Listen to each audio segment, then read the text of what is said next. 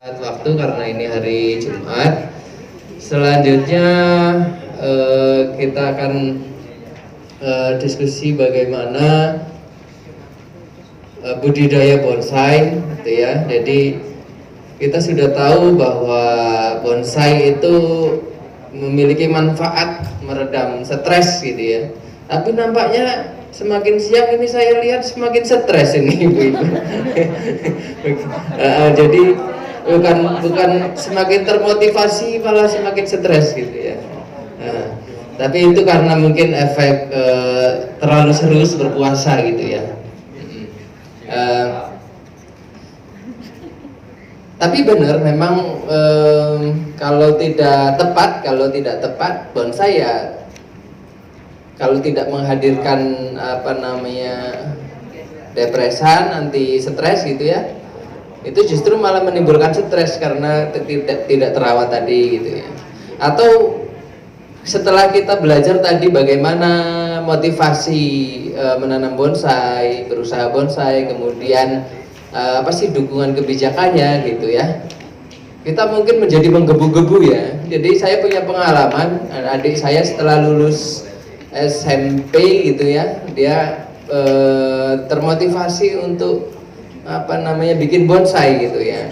Nah mungkin motivasinya ada gitu ya, pengetahuannya seadanya gitu, sehingga dia begitu agresif gitu ya. Nah saya takutnya bapak ibu sekalian yang hadir ini ketika informasinya tidak utuh ya, di momentum BIMTEK ini informasinya tidak utuh, kemudian karena begitu termotivasi akhirnya sampai rumah nanti kepengen bikin bonsai, apapun dijadikan bonsai. Nah ini kan jadi mengkhawatirkan. Kayak adik saya itu sampai patok kuburan gitu kan, ada tanaman yang kadang-kadang hidup ya, itu didongkeri dibikin bonsai gitu ya. Nah saya takutnya begitu. Nanti jangan kangkung gendot di bonsai ya Bu ya, jangan ya. Nah jadi ada spesifikasi tanaman tertentu yang memang cocok untuk dijadikan bonsai. Nah selanjutnya kita akan belajar itu bagaimana sih dan tanaman seperti apa ya yang bisa di create sebagai bonsai gitu ya, dengan beliau Bapak Budi. Beliau praktisi bonsai, sekretaris Sabang PBBI ya Bapak ya. Oke. Langsung saja waktu kami persilahkan kepada beliau Bapak Budi. Perkenalkan dulu ya, nama saya Budi Bonsai, makanya kecil seperti bonsai. Mahal Pak, nggak bisa dibeli, istri saya nggak boleh. Oke. Ya, berkenaan dengan acara ini, saya mendapatkan tugas dari PWBI Cabang Cilacap ya, selaku sekretaris dari Pak Ketua saya dari PWBI Cabang Cilacap untuk mengisi atau memenuhi undangan dari Dinas Pertanian. Seperti itu Bapak Ibu semua.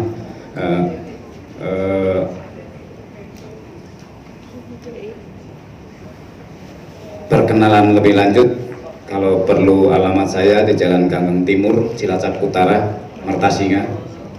Jadi kalau mau sedikit promosi, kalau mau perlu bahan bonsai ada di tempat saya. Dari kelas ekonomi rendah sampai ekonomi atas insya Allah ada. Seperti itu. Nah, selanjutnya saya mau membuka sedikit wawasan masalah bonsai. Jadi perlu Bapak Ibu Mas ketahui semua, bonsai itu tadi sudah dijelaskan banyak sekali oleh beliau-beliau yang sudah luar biasa menjelaskan perihal bonsai. Nah ini spesifikasi di bonsai akan saya jelaskan, dari budidaya bonsainya juga budidaya bahannya, seperti itu. Nanti bonsai itu apa, terus kategori bonsai yang bagaimana, ada yang ukurannya dan sebagainya, nanti saya jelaskan semua, sehingga pada saatnya nanti ibu punya ataupun membuat latihan, membuat itu bisa punya tatanan seperti itu Bu. Jadi pertama, bonsai itu betul apa yang dikatakan oleh dari Bapak Dinas Pertanian tadi. Bonsai, bon itu tanaman, sai itu pot, ya seperti itu. Jadi inti dari kata bahasanya itu bonsai itu tanaman yang di pot, seperti itu. Jadi ibu semua sebetulnya banyak sekali punya bonsai. Namun kalau kita telaah, bonsai itu adalah tanaman yang di pot, ya, yang dikerdilkan sesuai dengan kultur alam dia, seperti itu. Jadi apapun jenis bonsai itu, tanaman itu harus memenuhi karakter dia sebagai tanaman. Contoh ini ya. Kalau Bapak Ibu bicara soal pinus ataupun mungkin cemara, cemara jenisnya jenis cemara sinensis atau blue sinensis atau yang semacamnya, atau pinus, itu semua adalah pohon yang rata-rata hidup di daerah subtropis, seperti itu. Jadi mereka atau tanaman itu akan tahan ataupun akan jadi bonsai itu sesuai dengan karakter dia. Jadi kalau dibuat di daerah tropis seperti Indonesia itu akan lebih baik, karena apa? Sinar mataharinya lebih tercukupi, seperti itu. Kalau di daerah subtropis sana, mohon maaf, rata-rata cemara itu pasti meruncing, karena dalam satu tahun mungkin berapa musim, hanya satu kali kena matahari, hanya berapa persennya, istilahnya seperti itu. Jadi itu jenis pohon tertentu ya. Jadi apa yang ada di pohon itu yang akan terjadi di bonsai. Jadi pertama dari itu jenisnya ya. Nah, dari nanti saya pertama dari ukuran bonsai. Jadi bonsai ini dibikin sesuai dengan ukurannya masing-masing ya Bu ya. Jadi ada ukuran mame bonsai namanya, itu dari 0, sampai 15 cm. Seperti itu ya, itu kecil sekali, dari 15 sampai 30 cm, 15, sampai 30 cm itu small, Pak Bu Mas, small itu kecil ya.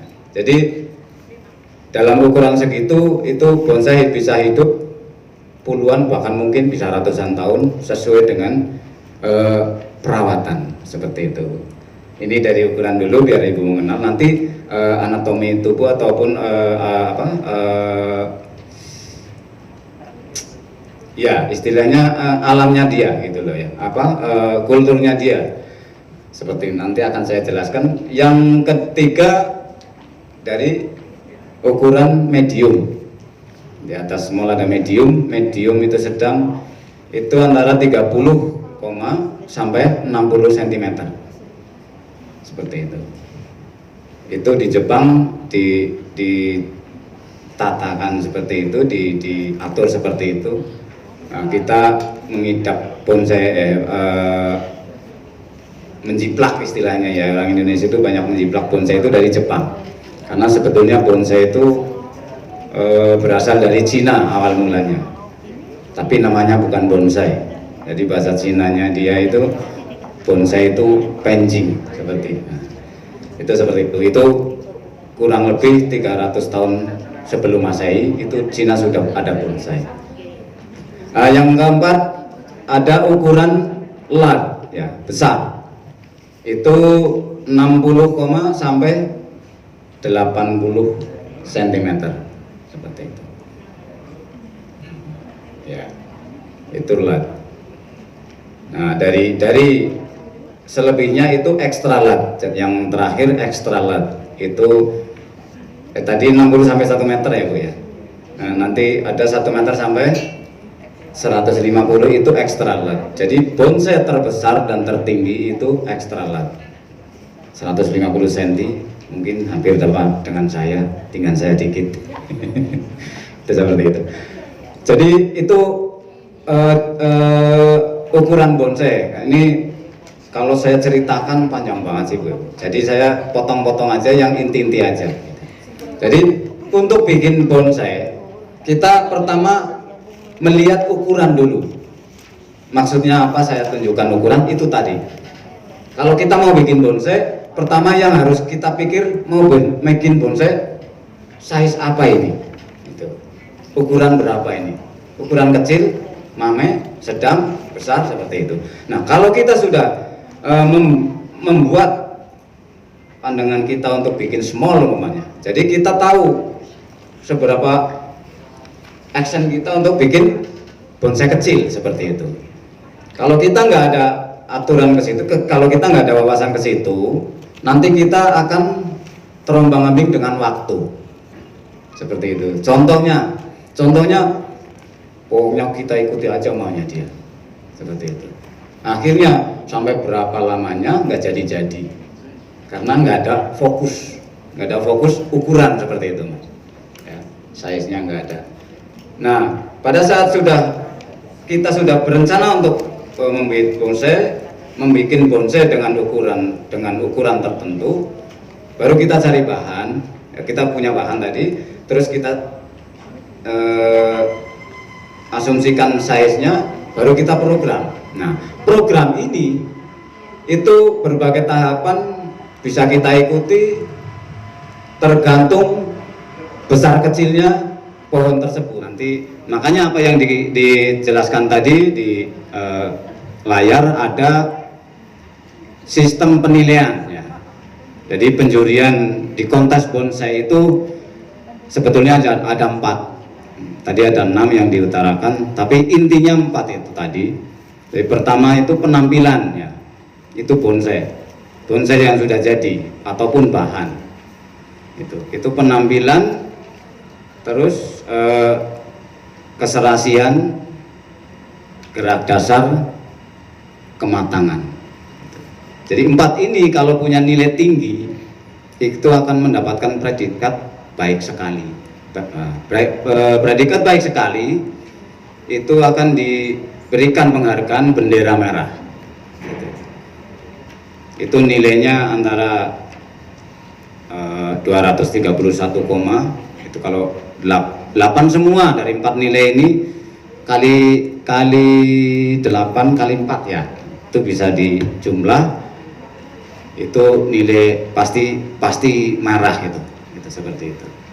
Jadi kalau sempurna semua, apalagi seperti itu. Itu hanya sekilas penilaian sebuah bonsai. Jadi bonsai di sini yang dimaksud itu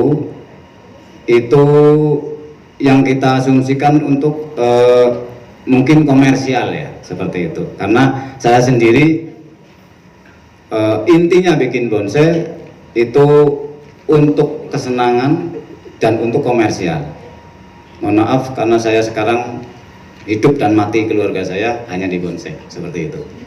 Jadi saya harus punya nilai komersial. Jadi saya bikin bahan, saya harus bisa jual, seperti itu. Jadi untuk bikin bahan bonsai itu, kalau Bapak Ibu mau lebih spesifik lagi, nanti bisa di rumah, mungkin lebih enak saya gambarkan. Nanti juga akan sedikit saya praktekkan dengan sebuah pohon yang sudah saya bawa bahannya itu. Jadi kalau melihat waktu ini kan hari Jumat ya Bu ya, jadi saya ambil inti-intinya ya. Tadi sudah sampai ukuran. Nah, nanti pengembangan sebuah bonsai itu akan mengalami masa tahapan ya Bu ya. Tadi saya gambarkan pemotongan dan sebagainya, itu sebuah tahapan. Jadi tahapan pembesaran batang, pembesaran cabang, pembesaran ranting dan sebagainya, bahkan sampai ke akar, itu perlu dibesarkan, diimbangkan seperti itu. Seperti Anda sebagai atlet umpamanya itu perlu, kalau binaraga ya tangannya harus punya bicep, punya dan sebagainya seperti itu. Jadi pemain bola kakinya harus kuat dan sebagainya seperti itu. Jadi semua ada keseimbangan masing-masing gitu. Pohon apa, jenis apa, nanti ada keseimbangan, kultur keseimbangannya masing-masing. Yang selanjutnya tahapan itu akan ditentukan oleh satu kesuburan media ya, dan lingkungan. Contoh begini yang saya maksud, kesuburan media, Anda membuat bonsai harus sehat. Nah, otomatis unsur botaninya harus menguasai, terus dan sebagainya. Terus lingkungan, yang saya maksud lingkungan itu harus punya apa ya, full sun ya, penuh, matahari penuh. Jadi proses pertumbuhan sebuah pohon itu dipengaruhi oleh matahari. Jadi kalau di ilmu pertaniannya mungkin lebih namanya fotosintesis ya, seperti itu. Jadi kalau ada sebuah fotosintesis nggak ada matahari, itu tidak berjalan, artinya perkembangan pohon tersebut akan tersendat. Itu tahapan pertumbuhan seperti itu. Nah, nanti pada saat tertentu itu nanti ada tahapan pembentukan. Yang ketiga itu tahapan pembentukan, penanaman, pertumbuhan, pembentukan. Nah, nanti kalau dari pembentukan itu, pembentukan batang, cabang, ranting dan sebagainya sudah menyerupai sebuah pohon yang di alam walaupun kecil, itu bisa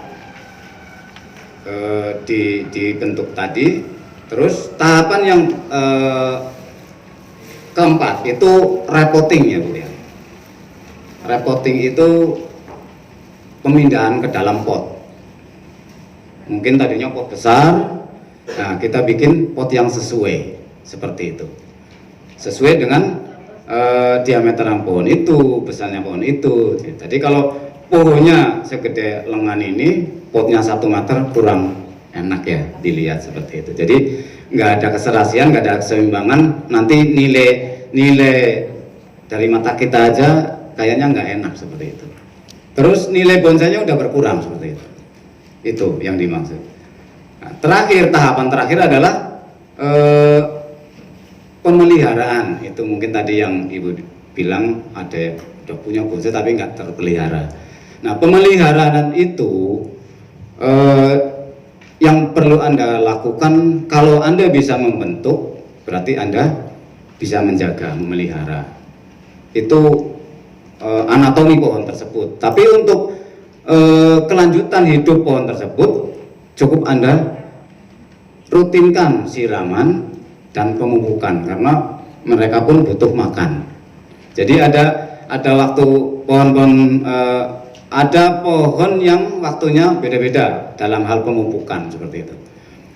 Ada yang 3 bulan sekali baru dipupuk, ada yang 6 bulan sekali baru dipupuk, bahkan ada yang lebih cepat seperti itu. Jadi lain pohon, lain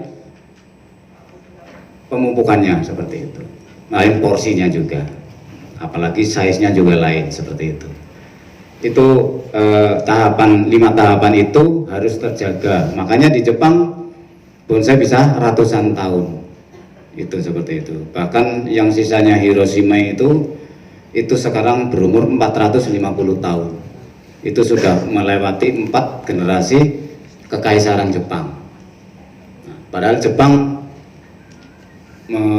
mengadopsi bonsai itu baru sekitar berapa ratus tahun. Itu belum ribuan tahun, tapi belum, karena Jepang dulu mengadopsinya dari Cina. Itu. Jadi kalau dihitung secara tuaan Cina, cuma Jepang memang luar biasa. Jadi mengenalkan bonsai itu dengan bahasa mereka, dengan kultur Jepangnya sendiri, itu diikutkan. Jadi bonsai sebenarnya bagi orang Jepang itu sebuah kebanggaan, karena dulu bonsai di Jepang itu yang punya kerajaan, di Cina pun sama. Jadi orang umum tidak punya. Lama-lama sampai sekarang di Jepang itu sudah merakyat, bahkan kalau yang sudah banyak prestasi dengan prestasi tertinggi di Jepang, masterpiece itu sudah diakui oleh kerajaan. Artinya bonsai itu harus di kerajaan. Jadi kalau yang punya pengen lihat silahkan lihat, dan punya royalti seperti itu. Terus ahli botaninya juga dari luar negeri, jadi nggak main-main. Baru punya bonsai paling tua sekarang 32 tahun. Itu dari biji asem ya. Lainnya dulu benih saya itu 200 biji tak sebar, tumbuhnya cuma kalau nggak salah 140-an. Nah, itu sekarang sisa tinggal 1. Itu aja udah kemana-mana balik lagi ke saya. Itu besarnya sudah lingkar 40-an, sekitar sepaha mungkin ya. Itu tingginya 100 berapa, dengan meliuk sedikit. Itu dulu pernah dirawat oleh orang dinas dari dinas lingkungan hidup lama, tapi ternyata pindah rumah, tempatnya kecil, balik lagi ke saya, suruh ditukar sama yang kecil. Itu sekilas budidaya bonsai. Nah, sekarang saya lanjutkan ke bahan bonsai, Bu. Mungkin ibu-ibu banyak di rumah yang memiliki bahan seperti itu yang di layar ini. Itu banyak sekali. Kalau yang kita setiap hari ketahui di rumah ibu-ibu mungkin banyak, bapak-bapak, mas-mas. Ada bugenvil, ada kemuning, ya. Kemuning Jepang itu di daerah Cilacap kayaknya paling tua-tua di Cilacap kota.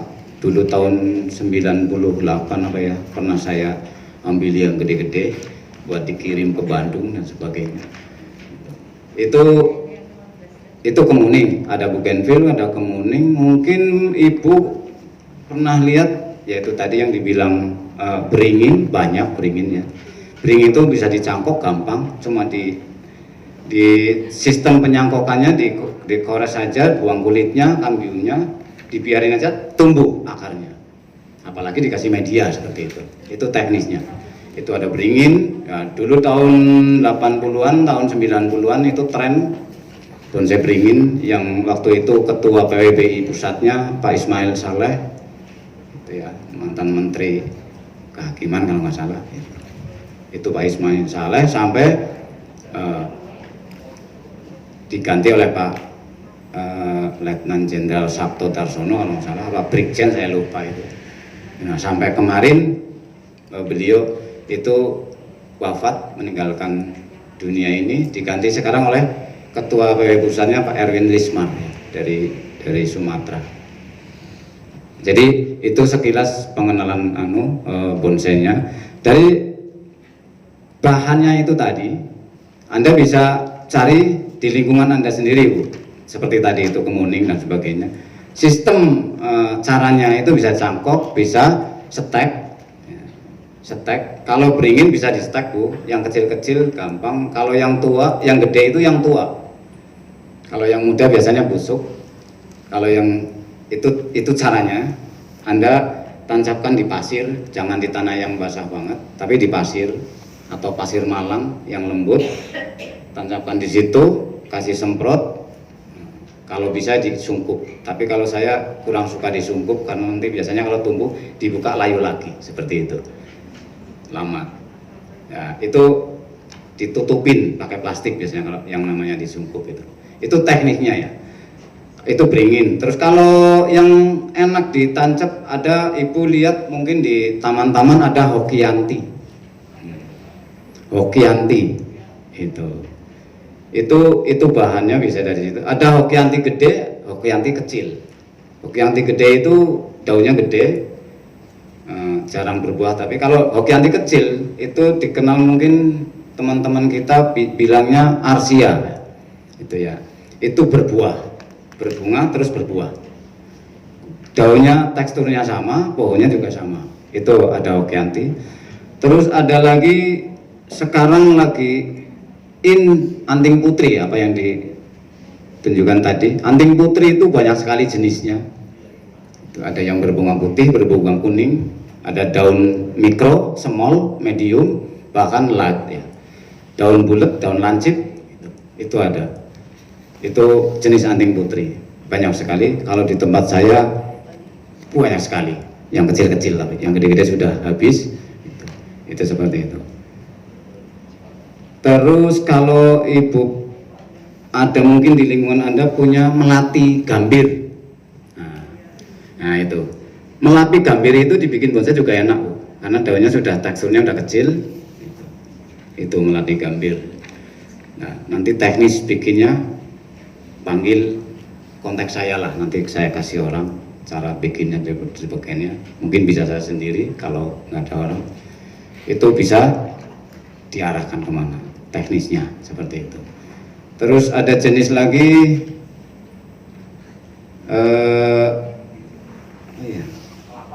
nah kalau kelapa itu bisa dibonsai, cuma prosesnya untuk menjadi sebuah pohon yang menyerupai pohon kelapa beneran di alam itu lama, Pak Bu. Itu lebih lama dari pohon-pohon seperti tadi, karena itu proses tahapannya juga perlu keahlian tertentu. Nggak setiap orang bisa. Contoh nyopek tapas, tak salah sedikit busuk nanti seperti itu. Karena itu Juniper srigida seperti itu. Ada Blue sinensis, terus ada Golden sinensis, ada banyak sekali. Sargenti pun nanti dibagi lagi, ada berapa jenis, 4 jenis kalau nggak salah. Berapa duit Pak Budi nanya itu? Kalau ini murah Bu bahannya. Kalau ini masih bahan ya Bu ya. Ini baru cangkokan sudah sekitar 3 tahun. Cangkokannya 3 tahun untuk membesarkan ini. Dulu kecil-kecil ini Bu. Ini dulu panjang, tak cangkok banyak. Nah ini yang terakhir. Nah ini yang batang utamanya pohon yang sudah saya bikin. Ini cangkokan cabangnya. Nah, jadi kalau ibu bisa menilai nilai apa sih ekonomisnya atau apa sih? Ya setidaknya di bonsai itu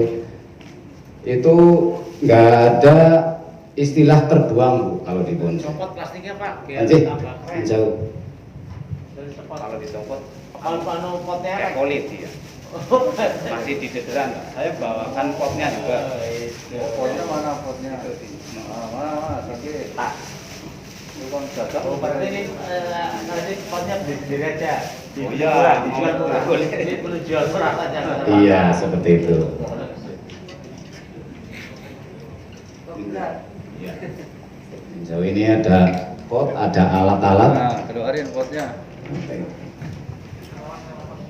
Airnya ada airnya ini. Nah.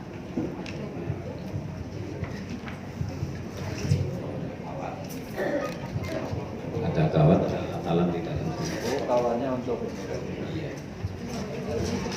Ini alat-alatnya ya. praktek. Seperti itu.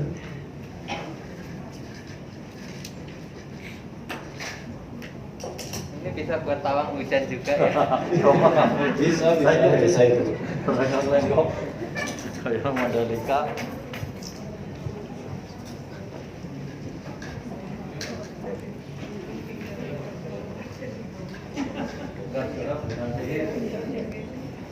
Nah, kalau kita mau bikin membentuk sebuah bonsai, kita harus punya bahan dulu. Contoh seperti ini. Ini namanya cemara sinensis. Ini bahan dari cangkokan. Ini masih ditanam di kaleng dekolit ya Bu. Jadi Anda bisa tanam dimanapun, memanfaatkan tempat bekas, mungkin kaleng bekas. Tapi kalau bisa yang plastik Bu, jangan yang seng, karena berpengaruh di anatomi tubuh pohon tersebut nantinya. Seperti itu. Nah dari bahan ini bisa kita bikin bonsai yang prospek. Artinya bonsai yang kedepannya bisa diharapkan, prospek kedepannya itu. Kalau melihat ini aja sudah seperti bonsai ya Bu ya, sudah rimbu, sudah punya dimensi-dimensi, gerombol-gerombol gitu. Nah, apalagi kalau kita bentuk bahan tersebut dengan cara kita pakai kawat, jadi kawat aluminium. Ini kawat khusus buat bonsai. Aluminium anti karat, Bu. Karatnya aluminium kan putih tapi nggak kelihatan. Itu ini. Jadi ini bisa bertahan bertahun-tahun di kayu tersebut. Tapi ya kalau sudah mulai masuk ke tubuh batang ataupun ranting tersebut ya harus kita copot. Karena pada saat itulah nanti sudah tidak akan balik. Sebaiknya saya praktekkan biar ya mudang. Itulah ini bingung ini tempatnya nih, karena nanti kotor ini. Oke.